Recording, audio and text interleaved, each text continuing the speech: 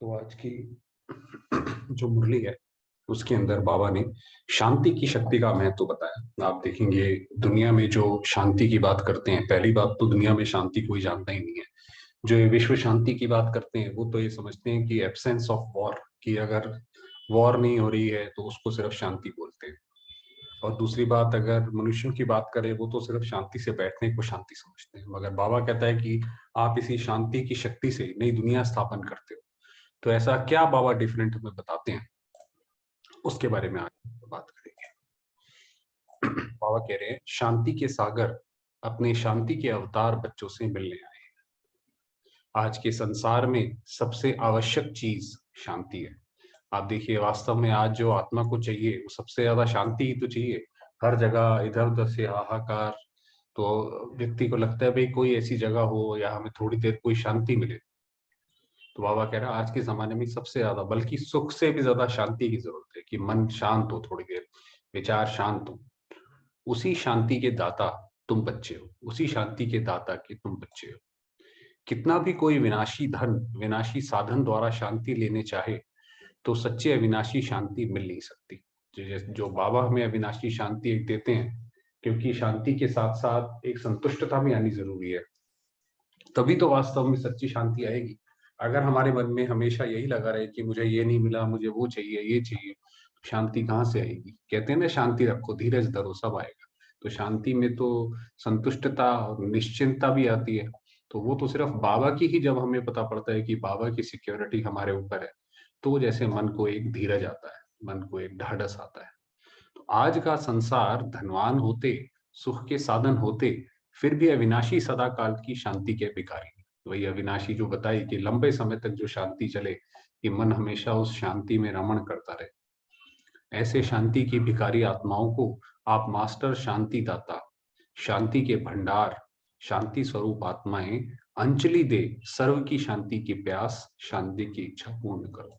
तो बाबा ने कहा आप तो शांति के दाता के बच्चे हो, आपकी रिस्पॉन्सिबिलिटी है, आपके पास आपने जो शांति का भंडार जो स्वयं पहले महसूस करा है बाबा से, उसका आपका फर्ज है कि वो दूसरी आत्माओं को उससे भरपूर करो, उनकी प्यास बुझाओ। बाप दादा को अशांत बच्चों को देख रहम आता है। तो चाहे वो अशांत हैं, बेशक अपने कर्मों के अनुसार ही हैं, मगर वास्तव में बाबा का एक स्वरूप तो बाप का भी है। तो जैसे माँ बाप होते हैं, बच्चा अगर गलत भी करता है, पता भी है गलत है, तो भी उनको रहम तो कम से कम आता ही है, और कुछ नहीं कर सकते। तो बाबा कहता है बच्चों को देख के बाबा को रहम आता है। इतना प्रयत्न कर साइंस की शक्ति से कहाँ पहुंच रहे हैं, क्या क्या बना रहे हैं। दिन को रात भी बना सकते हैं, रात को दिन भी बना सकते हैं, लेकिन अपनी आत्मा का स्वधर्म शांति उनको प्राप्त नहीं कर सकते। बाबा कह रहे बाकी सब कुछ मनुष्य ने कर लिया। आपको पता है आर्टिफिशियल बारिश तक हो जाती है, चाइना तो एक बार अपना चंद्रमा और अपना सूर्य तक वो बनाने की कोशिश कर रहे हैं। तो बाबा कह रहे हैं मगर जो इसके बाद भी व्यक्ति को चाहिए क्या। भाई साइंस से आपने सब कुछ प्राप्त कर लिया, उसके बाद तो आखिर में वास्तव में आत्मा को संतुष्टि या शांति चाहिए ना, तो वो तो मिली नहीं। जितना ही शांति के पीछे भाग दौड़ करते हैं, उतना ही अल्पकाल की शांति के बाद परिणाम अशांति ही मिलती है। क्योंकि तरीका गलत है। जैसे परछाई के पीछे कोई व्यक्ति भागे, तो वो भागता भागता जितना मर्जी देर भाग ले तो वो थक जाएगा उसके बाद, क्योंकि तरीका गलत है। तो वही बाबा कह रहे हैं कि अल्पकाल की शांति के सोचते हैं कि कोई ऐसी दवाई हो जाए। साइकोलॉजी में कोई कहते हैं भाई ऐसी कोई दवाई हो जाए जो आपके वो उस दिमाग के उस सेल को जाकर जो है निष्क्रिय कर दे थोड़ी देर के लिए, तो मनुष्य को शांति मिले। तो ये तो अल्पकाल की शांति है। अविनाशी शांति सर्व आत्माओं का ईश्वरीय जन्म सिद्ध अधिकार है। अब बाबा देखिए अब अपना बाप के स्वरूप में बताते हैं कि ये जो शांति है वो सर्व आत्माओं का अधिकार है। लेकिन जन्म सिद्ध अधिकार के पीछे कितनी मेहनत करते हैं। सेकंड की प्राप्ति है, लेकिन सेकंड की प्राप्ति के पीछे पूरा परिचय ना होने के कारण कितना धक्के खाते हैं। वही बाबा कह रहे हैं कि परिचय पूरा नहीं है, अपने आप को शरीर समझते हैं। शरीर, अब कितना फर्क है, अगर कोई व्यक्ति अपने को शरीर समझे तो वो शरीर के रूप से शांति ढूंढेगा कि भाई आंखों से मेरे को किस चीज से आराम मिलेगा, उससे मुझे शांति मिलेगी। दिमाग को मेरे कौन सी दवाई खाऊं जो दिमाग जिससे मेरा शांत हो जाए। तो ये व्यक्ति जब शरीर सोचता है तो उसके दिमाग में सारी शरीर वाली चीजें आती हैं। उसी तरीके से जब किसी को ये अनुभव हो गया कि मैं तो वास्तव में आत्मा हूँ, तो उसको पता है कि आत्मा को सब कुछ परमात्मा से ही मिलता है। तो बाबा कहते हैं वही पूरा परिचय ना होने के कारण कितने धक्के खाते हैं, पुकारते हैं, चिल्लाते हैं, परेशान होते हैं। ऐसे शांति के पीछे भटकने वाले अपने आत्मिक रूप के भाइयों को भाई भाई की दृष्टि दो। तो बाबा कह रहे कैसे आप उन्हें शांति का वो दान दोगे कि आप उन्हें भी आत्मिक रूप में देखो। जैसे बात करी कि उसका जो बीज है वो तो आत्मा ही है, तो इसी दृष्टि से उन्हें उन्हों की सृष्टि बदल जाएगी। जब हम किसी को भी देखें, चाहे हम जिसके भी हम शांति देना चाहते हैं, तो सामने वाली आत्मा को हम आत्मिक स्वरूप में देखें कि ये भी एक ज्योतिर्बिंदु चमकता हुआ सितारा है, शिव बाबा की संतान है, शिव बाबा की वर्षे पे इस आत्मा का भी पूरा हक है, तो इसको वो मिलना चाहिए। ऐसे करके आप सभी शांति के अवतार आत्माएं सदा शांत स्वरूप स्थिति में रहते हो ना। अब बाबा ने बताया कि इसकी जरूरत क्यों है शांति की। अब बाबा ये बता रहे हैं कि आप अपनी स्थिति चेक करो, आप दे पाते हो तो अपने आप को आप शांत स्वरूप स्थिति में स्थित रहते हो। अशांति को सदा के लिए विदाई दे दी है ना। अशांति की विदाई सेरेमनी कर ली है या अभी करनी है, बाबा पूछ रहे हैं। अशांति माना जितने भी विकार है जो बाबा बताते हैं, कि बाबा तो आप देखिए नियम बताते हैं, उस नियम से जैसे ही कोई भी हल्का सा भी इधर उधर चलता है तो उसको अशांति दुख उसका अनुभव होता है। तो बाबा कह रहे हैं अगर सारे विकार हमारे खत्म हो गए हैं तो इसका मतलब हमने अशांति को विदाई दे दी। जिसने अभी अशांति की विदाई सेरेमनी नहीं की है, अभी करनी है, वह यहाँ है। अब पूछ रहे बाबा हाथ उठाओ कि भाई जिसने अभी नहीं करी है उनकी डेट फिक्स कर दें। जिसको अभी सेरेमनी करनी है वह हाथ उठाओ। बाबा ने देखिए फंसा दिया, बाबा ने कहा भाई हाथ उठाओ, किसने अभी तक अशांति किसने सेरेमनी करी है कि नहीं करी है। वही सेरेमनी का मतलब है कि सारे विकारों को जीत लेना, किसी भी तरह का दुख ना आए मन में, कभी स्वप्न में भी अशांति ना आवे। स्वप्न भी शांतिमय हो गए हैं ना, तो इतनी शांति अंदर बैठ जाए, इतना मन हमारा खुश हो जाए, संपन्न हो जाए, तृप्त हो जाए कि जो हम स्वप्न देखें उसमें भी बड़े सुखमय स्वप्न हो। शांति दाता बाप है, शांति स्वरूप आप हो। धर्म भी शांत, कर्म भी शांत, तो अशांति कहाँ से आएगी। तो बाबा ने जो हमें धर्म जो हम सिखा रहे हैं, जो हमारी धारणाएं हैं, वो भी शांत स्वरूप हैं। जो हम कर्म करते हैं वो भी विश्व शांति के लिए, स्वयं की शांति के लिए करते हैं। तो बाबा ने कहा अशांति फिर कहाँ से आएगी। आप सबका धर्म क्या है, शांति देना। बाबा ने कहा ये आपका धर्म है। अभी भी आपके सबके भक्त लोग आरती करते हैं तो क्या करते हैं, कहते हैं शांति देवा। तो ये किसकी आरती करते हैं, आपकी या सिर्फ बाप की। बाबा पूछ रहे हैं जो ये शिवलिंग के साथ में जो आप देखते हैं वो शालीग्राम जो दिखाते हैं, जो हमेशा शिव के साथ शालीग्राम की भी पूजा होती है, तो वो शालीग्राम कौन है, वास्तव में हम है। तो बाबा कह रहे हैं कि वो किसकी पूजा करते हैं, सिर्फ बाप की करते हैं कि आपकी भी करते हैं। शांति देवा बच्चे सदा शांति के महादानी वरदानी आत्माएं हैं। शांति की किरणें विश्व में मास्टर ज्ञान सूर्य बन फैलाने वाले हैं। यही नशा है ना कि बाप के साथ साथ हम भी मास्टर ज्ञान सूर्य हैं, वह शांति की किरणें फैलाने वाले मास्टर सूर्य हैं। तो हम भी अपने आप को इस ऊंचे नशे में स्थित रखें कि जैसे शिव बाबा शांति का सूर्य है, तो हम भी शिव बाबा के साथ मास्टर शांति के सूर्य हैं। हमारा भी धर्म ये है कि हम भी विश्व में शांति फैलाएं। तो योग हम जब करते हैं, सिर्फ ये ना सोचें कि मुझे ऐसा अनुभव हो, बल्कि सारे विश्व की आत्माओं के लिए सोचें। तो योग भी आसानी से लगेगा, जल्दी लगेगा, संतुष्टि भी अच्छी आएगी। सेकंड में स्वधर्म का परिचय दे, स्वस्वरूप में स्थित करा सकते हो ना।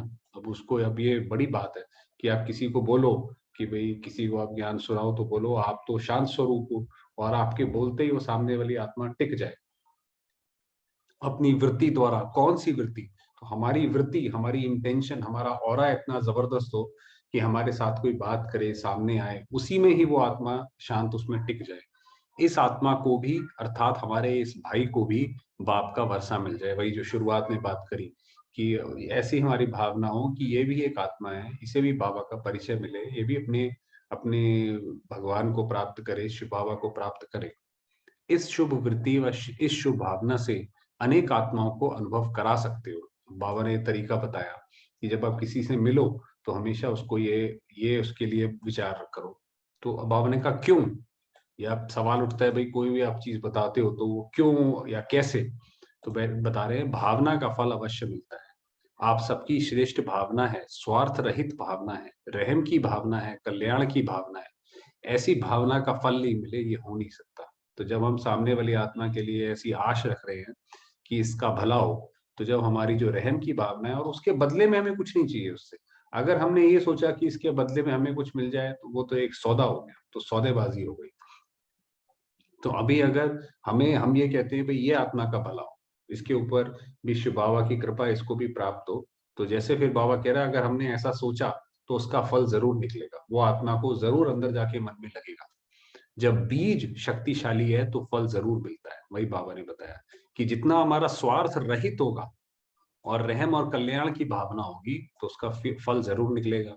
सिर्फ इस श्रेष्ठ भावना के बीज को सदा स्मृति का पानी देते रहो। तो बीज तो बताया, अब उसको जैसे एक पौधा होता है, उसे पनपने के लिए दो तीन चीजों की जरूरत होती है, मिट्टी, धूप और पानी। तो बाबा कह रहे हैं इसका ये जो बीज है इसका पानी है स्मृति, माना अपनी स्मृति में बार बार लाते रहो कि मैं कौन सी आत्मा हूँ, मेरा काम है शांति देना लोगों को। तो ये स्मृति में आते रहे कि इसका भी भला हो, इसका भी भला हो। तो समर्थ फल प्रत्यक्ष फल के रूप में अवश्य प्राप्त होना ही है। प्रत्यक्ष फल माना कि बिल्कुल आप करेंगे और एकदम सामने दिखाई पड़ेगा, उसमें कोई ऐसा नहीं है कि 1 साल बाद, 2 साल बाद, 4 साल बाद आएगा।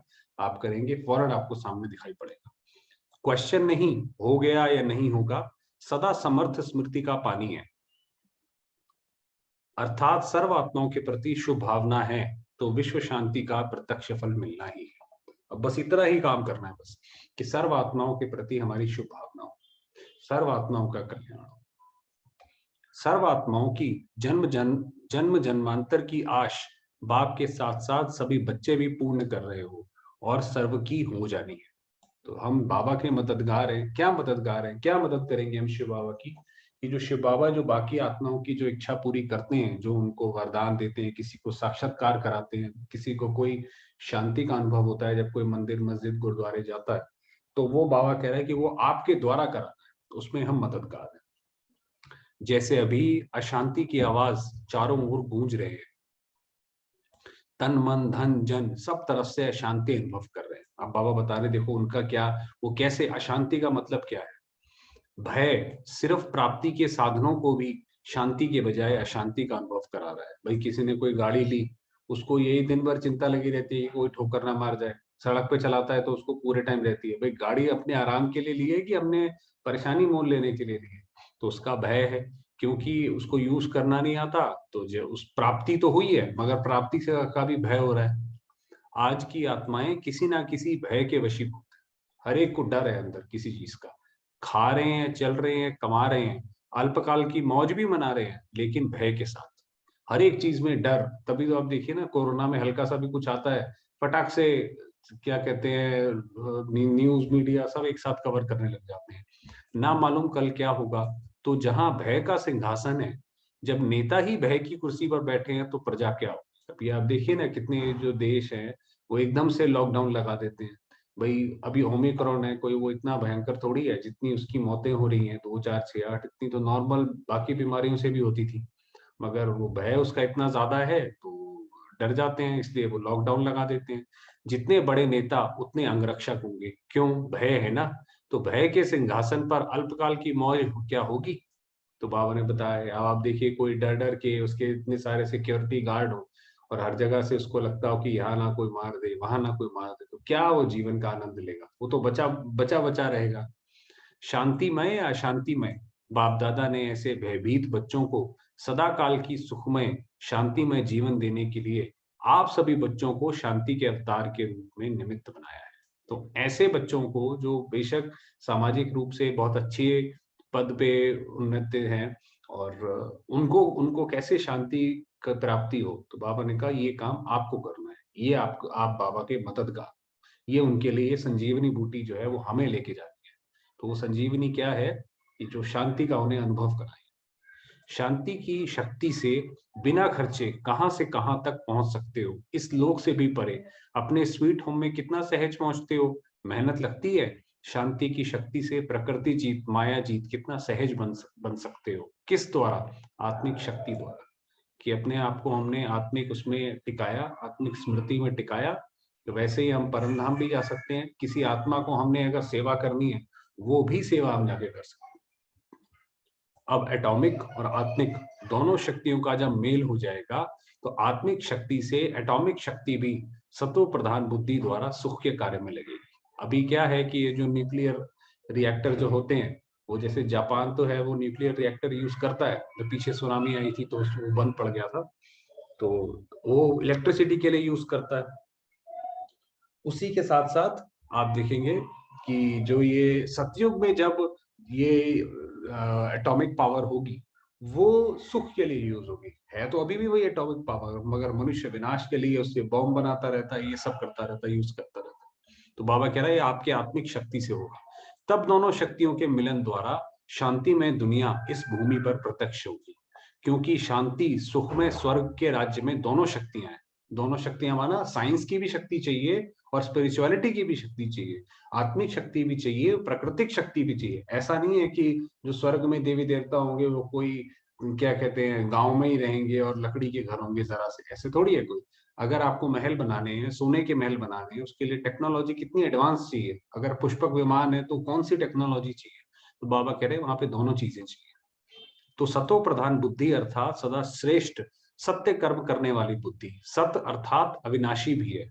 हर कर्म अविनाशी, बाप अविनाशी, आत्मा इस स्मृति से अविनाशी प्राप्ति वाला होगा। तो अगर हमने कोई भी कर्म करा जिसमें हमने अपने आप को अविनाशी आत्मा और अपने बाबा को याद किया जो कि अविनाशी है, तो वो कर्म भी अविनाशी होगा। आप देखिए ब्रह्मा ने एक मंदिर बनाया, सोमनाथ का मंदिर, सबसे पहला मंदिर, वो द्वापर में बनाया, उसके बाद कितनी बार वो लूटा गया, मगर आज भी वो खड़ा है।